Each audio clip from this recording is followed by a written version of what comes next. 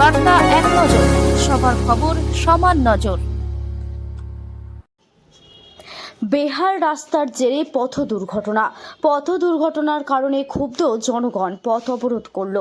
ঘটনাটি ঘটেছে দক্ষিণ দিনাজপুর জেলার গঙ্গারামপুর ব্লকের ঠ্যাঙ্গাপাড়া এলাকায়। জানা গিয়েছে, গতকাল ঠ্যাঙ্গাপাড়া এলাকায় একটি পথ দুর্ঘটনা ঘটে। ঠ্যাঙ্গাপাড়া থেকে ইসরায়েল যাওয়ার পথে প্রায় 7 কিলোমিটার রাস্তা দীর্ঘদিন ধরে বেহাল। সেই বেহাল রাস্তার কারণেই পথ দুর্ঘটনা ঘটে বলে অভিযোগ। আর এই অভিযোগ তুলতেই এলাকাবাসী শুক্রবার বেলা 11টা নাগাদ পথ অবরোধ করল ঠ্যাঙ্গাপাড়া এলাকায়। ঘটনায় এলাকায় চাঞ্চল্য ছড়ায়। বিজেপির অভিযোগ, তৃণমূল এবং প্রশাসনের উদাসীনতার কারণে এই রাস্তাটি বেহাল অবস্থায় রয়েছে।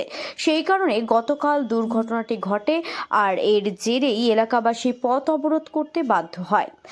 যদিও তৃণমূলের পক্ষ থেকে এই অভিযোগ উড়িয়ে দিয়ে বলা হয়েছে, রাস্তাটি প্রধানমন্ত্রী গ্রামীণ সড়ক যোজনার রাস্তা। কেন্দ্র সরকারের দীর্ঘদিন ধরে প্রধানমন্ত্রী সড়ক যোজনার রাস্তার টাকা দীর্ঘদিন ধরে আটকে রাখার কারণে ওই রাস্তাটি সংস্করণ করা সম্ভব হচ্ছে না। বিজেপি মিথ্যা অভিযোগ করেছে। এই প্রসঙ্গে বলতে গিয়ে দক্ষিণ দিনাজপুর জেলার বিজেপি সভাপতি স্বরূপ চৌধুরী বলেন, জানতে পারলাম ওই এলাকায় গতকাল একটি পথ দুর্ঘটনা ঘটে। সেই কারণে এলাকাবাসী ক্ষুব্ধ হয়ে পথ অবরোধ করেছে। গঙ্গারামপুর থেকে জয়দীপ মৈত্রের রিপোর্ট, বার্তা এক নজর।